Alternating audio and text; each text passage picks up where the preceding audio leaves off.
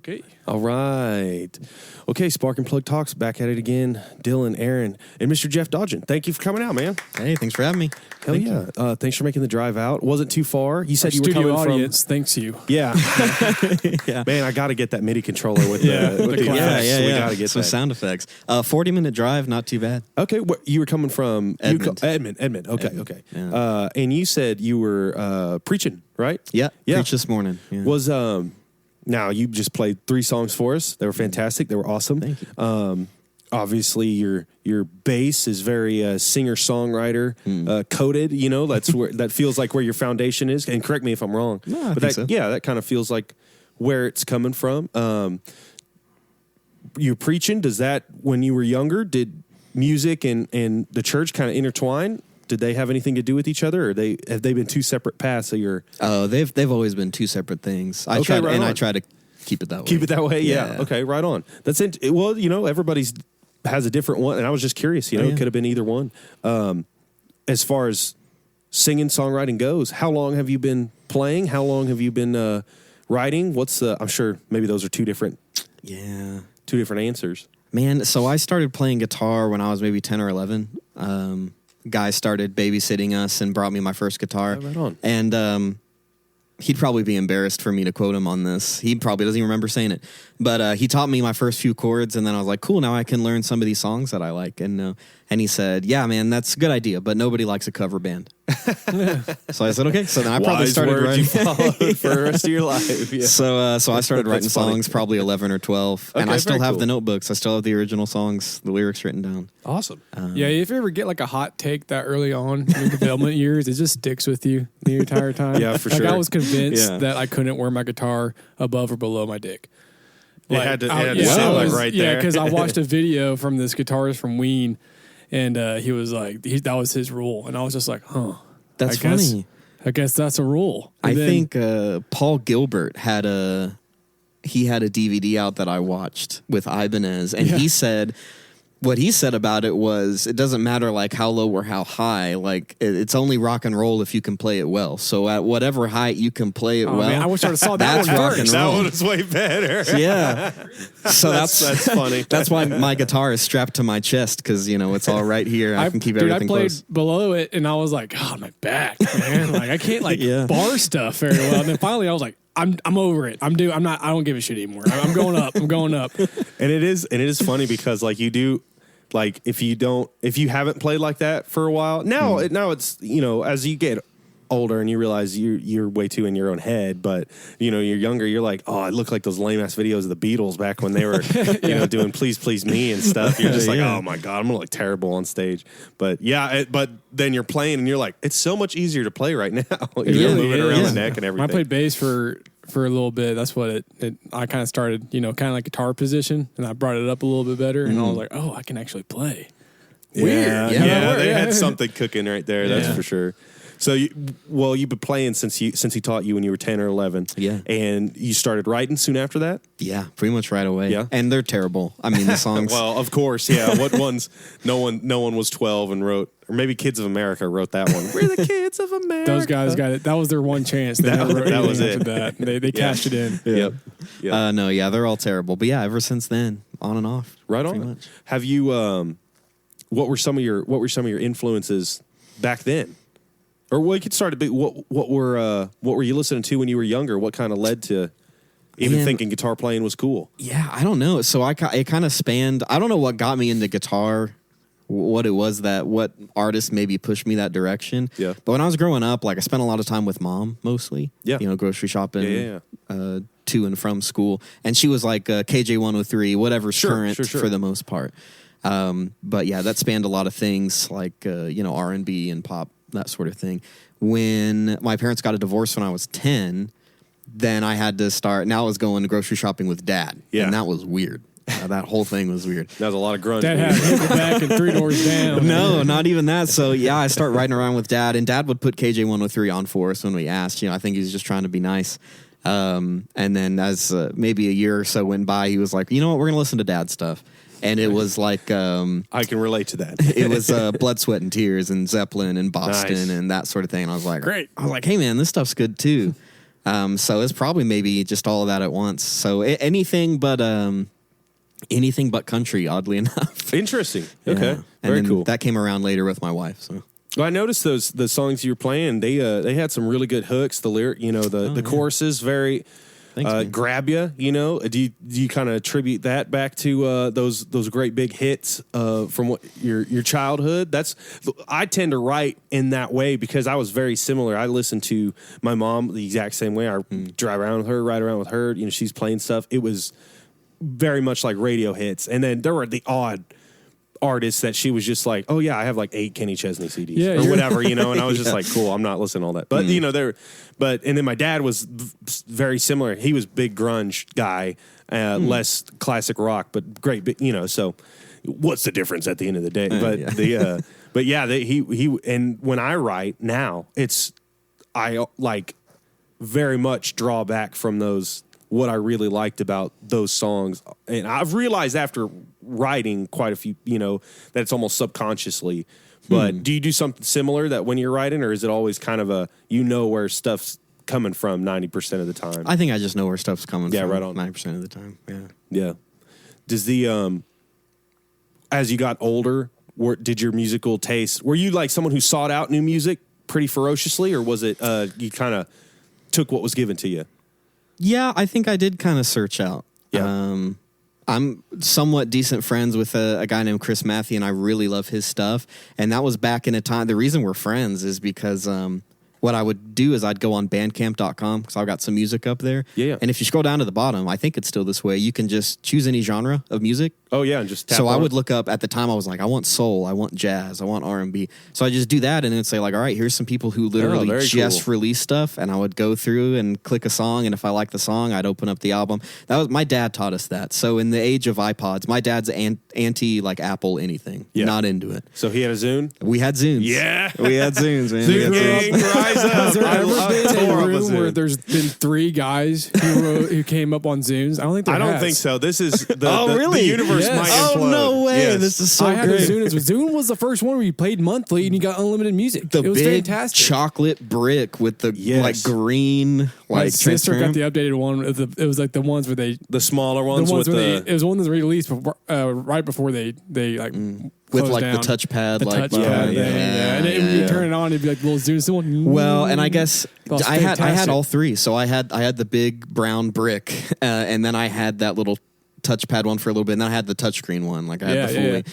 Yeah, man, Zunes, dude. They were the touchscreen one you had too. You had a touchscreen I had one. Yeah, well, you had 2. in high school, right at the beginning of, I guess middle school, I was like, I told my parents one Christmas, I was like, that's all I want. I want a Zune, and because they didn't get it, they were just like, why? Just Don't listen get it, to an Mom. iPod or Just something. be a like, normal what's the matter? boy. We And keep asking you to be normal. Take an apple. Be normal. Yeah, he should, it was like that meme. It was like, can't you just be normal? And I was like, Yeah, I'm like, give me one. And I was like, so they just, and by that point they were already kind of going down. Like people were already kind of like, oh my god, They were going down when they got going up, man. yes, exactly. Yeah, there was as never soon as an it up. started, there was Honestly, a very brief peak. It was like this. yeah, it went whoop, and it was like a little hill, more like a peak. It all came to a head right when Dylan bought that. That was the yes, drop-off. exactly. And then I ended up, they got me 2 of them just because people were selling like, and at the time it was like crazy. It was like 120 gigabytes or something, and it was just like, that's infinity music basically. Yeah. And they gave me, and people on eBay were like, I don't know, $120. Like they're worth like, who's gonna want these? They're phasing them out, like whatever. And so my parents were like, well, we'll give them a couple, I guess, whatever. And I was like, like I just had 2 of them, and I just, oh my god, I hate to say it, I just pirated so much music off of YouTube. I was just ripping the worst, like MP3 lowest quality, where it was just like just Fantastic. horrible quality songs, and I'd have that little Zune library, and Some I of just those songs, upload. that's exactly how it was intended to be listened to. And It's like really, like I'm talking about like "Toxic" by Britney Spears. Yeah, exactly, Like some yeah. Black Eyed Peas. shit. all of Metallica's discography. Oh, yeah. It's just more Shout out to compressed. Lars, thank it you. was like Yeah. it already arrived like this, and by the time Dylan was listening to it, it was like this. It was, that WAV file was horrible. Basically, should just be listening That in wa- 8-bit at that point. And I ended up like, people would just, And at that point, Spotify was just kind of like, people were like, there's this thing called Spotify. And Zune, Microsoft or whatever came out and was like, hey, we're just shutting down the entire marketplace. This is worthless. Yeah. And then Spotify was like, what if we did a monthly payment? People could just listen to things for free. And, then everyone was like, amazing. But, when Microsoft did it, it just didn't catch on.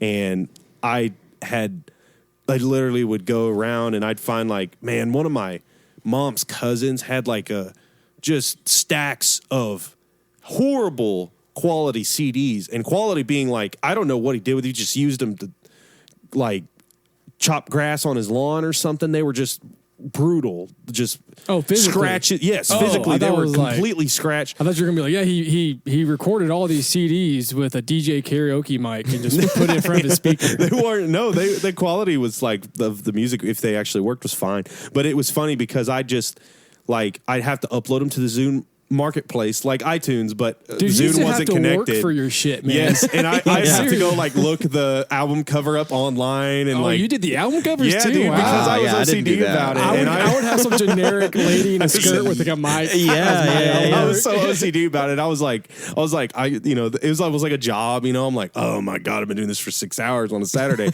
But it was like. But then you pop in a CD, and because he'd burn ones too, and so I'd pop one in, and I'd be like, bro has 4 copies of Garage Inc.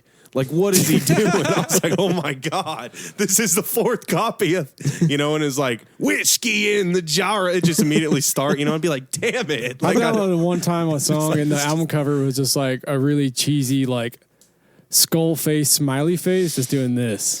But it was like in nice. It was like in negative 420. And I was like, I was like, how is that even glitched up looking? And I just remember it was Found Out by You by Jim Blossoms. And for like all my middle school, it was that, but like a skull. It was all Found Out About but it was You. Found Out by Jim Blossoms. And I love that song, but I always attributed that smiley face flipping me off with the skull. Like it was really hard to explain, but it was funny. Those album work, but yeah, I never replaced it. I never was like, I need to go find. I had to, dude. It would eat me up. The 20th century remaster, whatever. Fucking, yeah, the ones with a silver banner on it or whatever. Oh yeah, it'd be like the 20th century greatest or whatever, and then it'd be like Boston, and they'd just be like. And they're all like super old or whatever. They would have ones about bands. You're like, who the hell is that? The greatest hits of Leonard Skinner. They're like, it'd be like Black Oak, Arkansas. Like, who the fuck? That would piss off some people. Like, Black Oak, Arkansas was the shit. Yeah. Van Halen opened up for them. True story. Yeah, no, was it Van Halen? I can't remember. I don't know. And they tore up the Chicken Shack here like 5 years ago. That was weird. That was crazy. That would definitely be the definition of a pity watch. That would be like, that'd be rough. It'd be rough, man. But at least I guess they're alive and doing it. I mean, that's something to be said. True. There. What?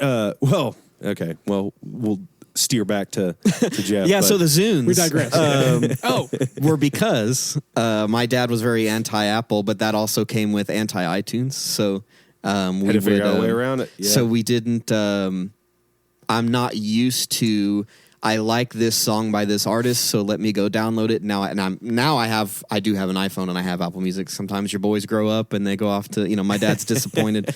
But I do that he's now. He's got to live with it, But I still do the same thing I did when I was in high school and younger because of Dad. If I liked a song by an artist, he'd be like, well, we need to go buy the album. So then we'd get the whole thing. And you so vinyl now, or you still do some CDs every now and then? Yeah. Oh, yeah. So, but did you have a lot of duds? Any like albums where you're like, whoa, man, oh yeah, this is full of B-sides. But because of the whole anti-iTunes thing, I've just always practiced. If I like a song by this guy, I have to listen to the whole discography for sure and see what else they've got because I'm sure there's at least one more. You're like, that surely is a great they habit. have another one. Surely there's another. And I'm wrong every once in a while. Yeah, 7 Mary 3. Nah. That's hilarious. Don't tell me Water's Edge is good. Don't tell me Water's Edge is good. It's not bad. I mean, it's not bad.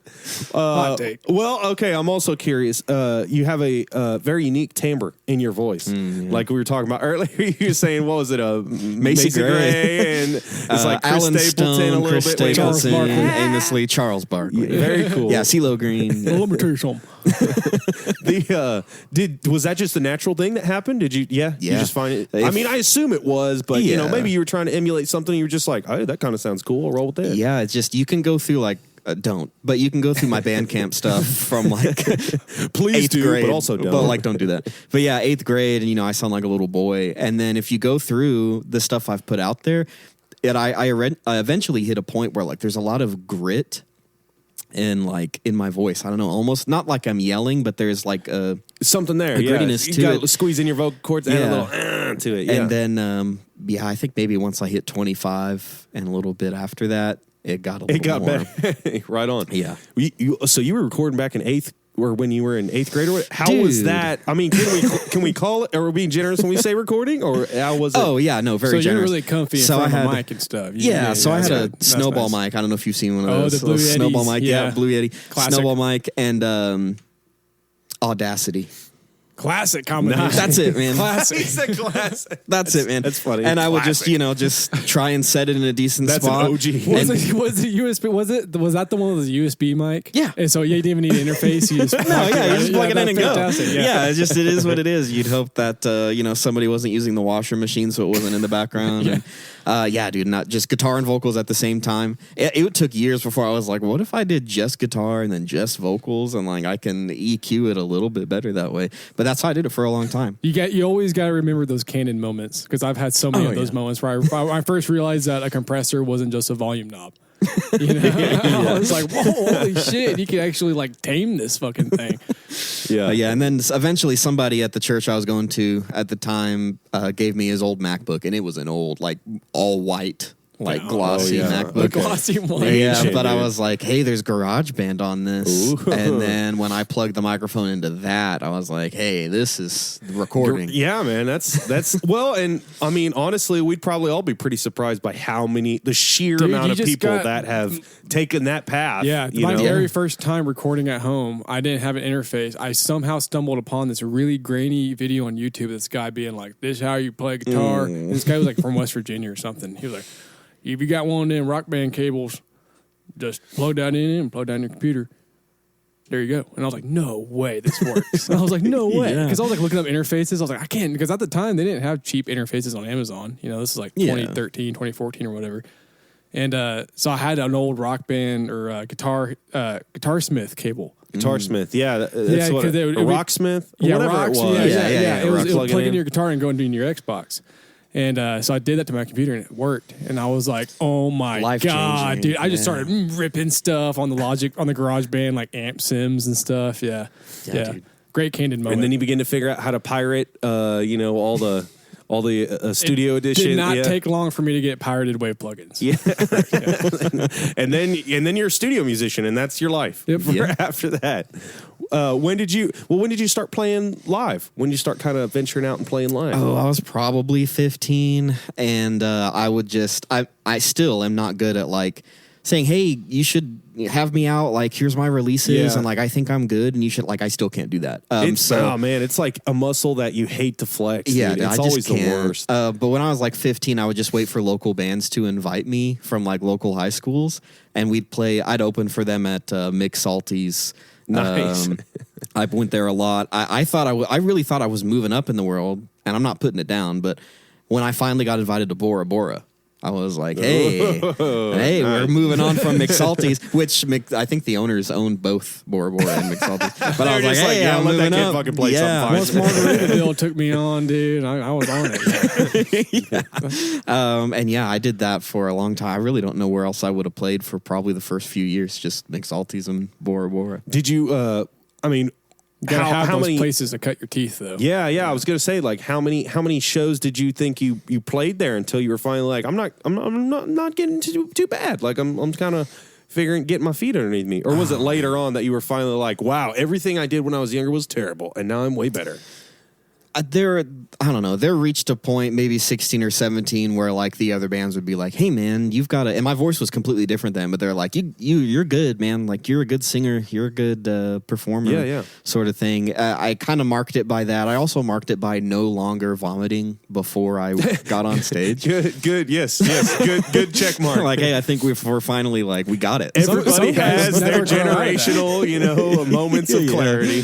Yeah, some guys still. I mean, I think there's some Barbara Streisand. She says she still like has terrible stage fright, and it's like, dude, you're like one of the best singers of like her generation, and people still get vomit before. Yeah. And I think that's, to some degree, I think you should get a little nervous before you just to kind of keep yourself in check. But for me, like the day of the gig, it's just like everything's just like counting down the minutes to like the hour before the gig. Like I don't have like the gig's at 7 p.m. tonight, but I don't have time to make lunch at 12 because I've got this thing tonight. Right, yeah, like you can't, your whole day is just like just sitting on the couch. Waiting for you're like I gotta wait until it's time to go. No, I can't. I have to go play a gig in 6 hours. Dude, I can't so I would. This is really gross, but it's a podcast, so why not? So I would throw up before every gig, and then I got smart, and I was like, all right, I'll get one of these big cups and fill it with water. And I wouldn't have anything to eat. I would just drink that water because I knew it's inevitable. I'm gonna throw up. So when I do, it's not gonna be acidic. It's gonna be this just really warm water, and it's actually gonna feel really good. And I'll be like, dude, I'm ready. It's massaging. Yeah, it's massaged. I'm ready. There you go. I did that for a while, and then I got wise to like. If the gig's at 7, I get to mix salties at 6, and I would just stand on the stage and be like, "This is where you're gonna be. People are gonna be out here." And this is what it's like, man. Yeah. I'm like, you got it. And then I haven't done that in years, but I think the first time I played with the Oklahoma Opry, which was, I think, the end of last year, and I told my brother about it. And I think it was about the time I was going to go out to Nashville or something. And he just said, that sounds like something you're going to throw up about. I was like, I'm not going to throw up about it. I don't do that anymore. That is a sibling statement right there. Yeah. Did you didn't? So you didn't throw up out here? No. Yeah, in your hold on, guys. Yeah, no. Driving to your house on accident wasn't diversion. Right down and he's just like, "Oh God, here it is." Yeah, your wife called and was like, "This dude just threw up in our driveway." I'd be like, "Oh God, I hope it's not that guy." It was. Shit. So when did you start? How much stuff do you have out, like on Bandcamp, or is Bandcamp kind of your primary, where you upload kind of everything, and you have a few things on Spotify that came later? I've got 4 songs officially out on like Spotify, Apple Music, all that stuff. Okay, right on. And it's and those have just been in the last year. And they're all under just Jeff Dodgen. Jeff Dodgen. Yeah. Great name. But I've got a classic bunch. Name. Americana name. Yes, that is. Oh, an you awesome think name. so? Yes. Dodgen is, I think it's French. But I'm really hoping Dodge will sponsor me. I just think it rolls off the tongue. Yeah, it just Yeah. yeah. It's like, I don't know, man. I could never be Dylan Swindell. Like, that's a horrible. No, man. See, that sounds better to me than Dodgen. No, I think Dodgen's way better. I think Dodgen's way better. I'm just a quarterback. You're Aaron Rodgers. Just like valid point. You do have somebody that beat you to it. That does kind of suck. Yeah, I had to go like Bruce Rodgers at that point, which sounds cool. It sounds like an American, but that's a step up though. You really got to step into that name. You can't just take it. Yeah, exactly. Yeah, you got to own it. Yeah. So for now, I'm just the Clover Valley version, Great Valley version of Aaron Rodgers. Well, and I've never been crazy about the name Jeff. I mean, I appreciate my parents and them naming me and all that stuff, but Jeff is a 40-year-old man's name, and I'm not there yet. Do you spell it Jeff? Yeah, Jeff. Okay, I'm saying good thing you don't spell it Geoff. Yeah. Yes. No, if I were British, I would. Well, have you do you have plans? Has everything been kind of all your music been through the lens of like a solo artist so far, or do you have plans to expand to like band stuff or? Yeah, I mean, everything's been through the lens of a solo artist. I should probably get a band and go play bigger gigs and stages with them. Hard, dude. Yeah, I don't, but I'm so naive to everything, man. To everything. But that's a good thing. So I'm like, how do you get a band? Assumptions. How do there's these other artists my age or a few years younger, and we're kind of on a similar path of different genres. But they went to Nashville, I went to Nashville. They met these people, I met these people, and it's like, hey, things are kind of happening.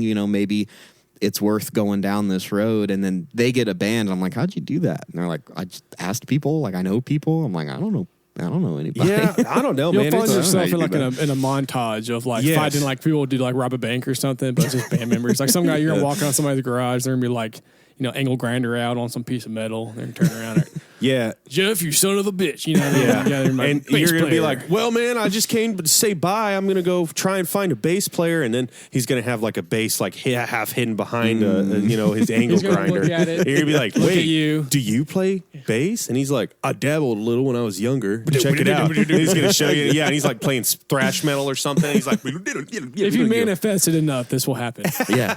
this does I know happen, what to look we have for. to get, Yeah. If you we have to get manifested royalties enough- for the biography When, movie. when you get a phone Yeah. call, say you guys are not going to believe this. Man. You were right. Yeah. If you don't Yeah. manifest it, just get some good drugs, I guess. And like, just, yeah, there you go. You'll imagine it. Yeah. But yeah, The okay, so well, I'm curious about Nashville then because you've been out there once, twice, 3 times. 3 times. Okay, and they were all based around meeting, people to do with your singer-songwriter journey.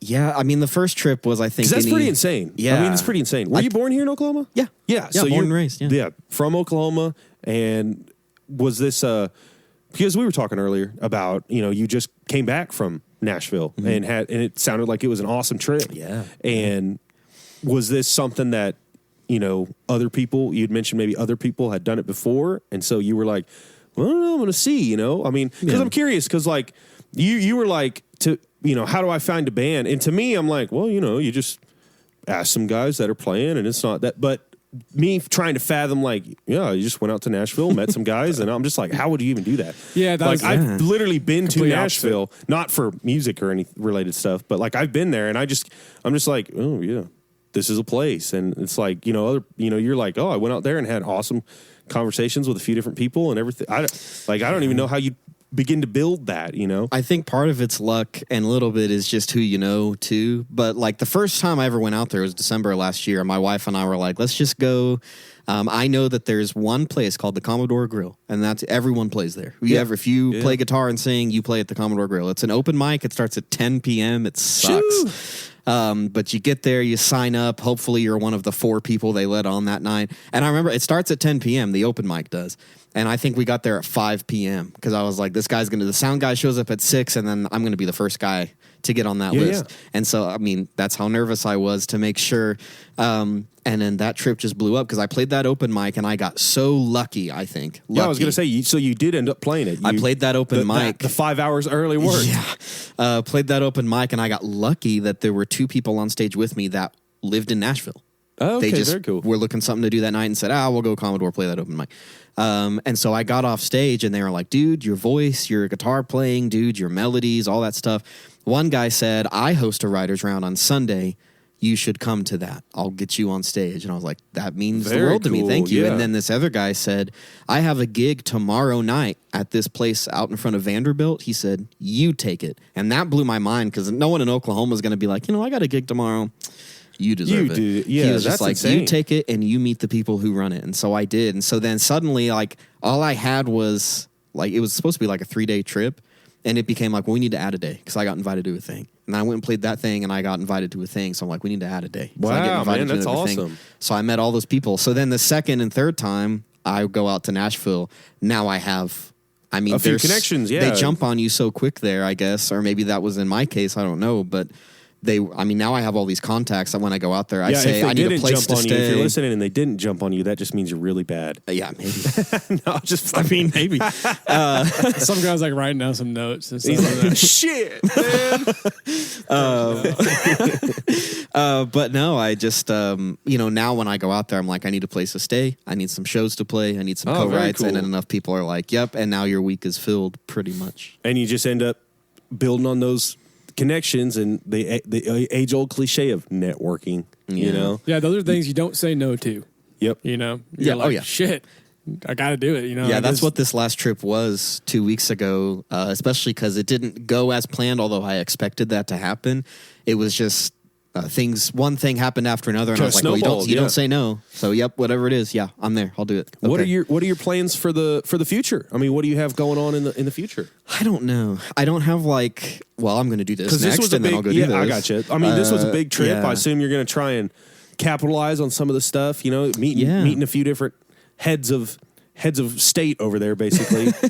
Yeah. And now you got a little momentum, and you're going to try and I don't know. I mean, find a band if that's possible. If they Maybe exist, so. Yeah, yeah. I think so. Jeff hasn't seen anyone who's ever been in a band. So I don't know. I don't know, man. It's hard because first of all, I don't know what to do. And I've talked with those guys that I met. And that's the other thing, too, is it's weird to think like, hey, listen, man, you met some powerful people in Nashville a couple weeks ago. You need to capitalize on that. When you're not wrong. But in my head, I'm like, but is that like the wrong approach? It's like that. I don't know if you guys watch those Key and Peele skits, but there's that interview one where the guy walks out and he goes, you know what? I don't even care if I get the job because I know I made a friend. Like, and he's like, that's a great attitude. So it's also kind of that where I'm just like, these guys, I have their phone numbers. They could change my life in an instant, but like, but I need to capitalize on it. Yeah, you know, that's not. So I don't want to come across shark in the water. That is probably a good attitude. But it's also have. like we hung out, we had dinner, we had coffee. I went to one of their houses. Like we wrote a song together. Like my wife was like, well, something's happening from that. There's no way. And I'm like, maybe, but I think we're just really good buds. Man, it'll probably happen in the most innocuous way. You know, maybe. You're like, oh, man, maybe I should just text him, hey, or something. Yeah. And he's like, hey, man, been thinking about you. Got you this big songwriter edition thing. You're like, oh, my God. Like, I got to go to Nashville tomorrow. You know, I don't just know. say like, hey, man, I think I'm going to manage your career if that's okay. I'm like, all right. Like, sounds good, bud. Do you know a drummer? Yeah. Hey, man, you know any band members? And they would. So, yeah, that's the other thing. Very and then cool. Beyond that, it's just I don't know what to do. I've reached out to some other people who are kind of doing what I'd like to do. And I said, so what would you be doing if you were in my shoes? And they're like, well, you got to release a song super often, maybe once a month, maybe every few months. And then you compile them all into an album a little bit further down the road. And then you need to start reaching out to festivals you want to play. You might look into getting a manager, that sort of thing. Or should I be getting a band right now? So I don't know. I don't know what the next step is. It's a lot to juggle. Plus, you're just like living in a life outside of that. You know? Right. Yeah. I got 2 jobs and a wife and kids and stuff. So, yeah, it's weird, man. I will say one of the influential, powerful people, like, and I'm not saying this was his total advice, but he was like, just keep doing what you're doing, man. And I was like, all right, so go to work, shoot TikToks when I go on my lunch break and pretty much play shows and hope for the best. So. Yeah, man. Well, hey, we are a recording studio, so if you ever need something like that, just reach out and we can probably help in that regard. That's for sure. Absolutely. Yes. Yeah, man. We'll throw a karaoke mic in front of you or something. Yeah. We've got a few Blue Yetis lying around. Can you get me that pirated MP3 site sound? You come in, I just set that right in front of you, and you're like, wow. Yeah. Well, awesome, that's your man. aesthetic, man. You got to roll it. That's funny. Where can everybody find you? Online, all that good stuff. On the line. Wow, I sound so fucking old saying that. Well, you're .com. Yeah, I did the Opry last night. I don't know how many times they said interwebs, and I was like, I get that, but it's going to come back. That's going to be the new slang. Interweb. I'm not that bad. NetWeb. It's at Jeff Dodgen Music on Instagram. Dodgen. Dodgen. Yep. And it's at Dodgen Music 8 because I was super late to the party on TikTok. And then shit's on the Dodgens. There's 7 dudes in front of me. Yeah, which what in the world, man? And then there's just Dodgen Music, all one word on YouTube. I don't post there as often as I should, but very cool. That's pretty much it. And if you want to catch more, I'll make sure to tag on every single when this comes out. When this episode comes out, you'll be tagged and everything. Yeah. So they'll be able to track you down. Our rabid fan base, Eric. Thanks for listening, Eric. We always shout him out like at the very end of the episode. Like, thanks for listening, Eric. He still listens. Maybe not. He might not. We have no way of validating. We lost our one monthly listener. But anyways, man, thank you so much for coming out. Thanks for having me. Thanks for playing. Thanks for sharing some of your journey with us. It's been cool. That's badass, dude. It's cool that you went out to Nashville. It's cool thank that you for met the people. private Sunday concert. Yes, thank you for the thank you for being very well rehearsed and being very good. Yeah, those are also I appreciate bonuses. you guys too. Thanks for having me, man. Yeah, hell yeah. And if anybody wants to hop on and do what Jeff just did, just hit us up. Email me, Dylan@pigfestok.com. You send us a DM on any of our social medias, all that good stuff. It's that easy. Just after you fill out a 30 questionnaire. Yes, and send us your social security number. And credit card. 6-part interview. Yeah, and any Zunes you have left over. Any Zunes. Send us any Zunes. And a 6-part Zoom meeting. Yes. The worst. Yeah. With our shitty internet connection. That'll do it. Yeah, awesome. Bye. See ya.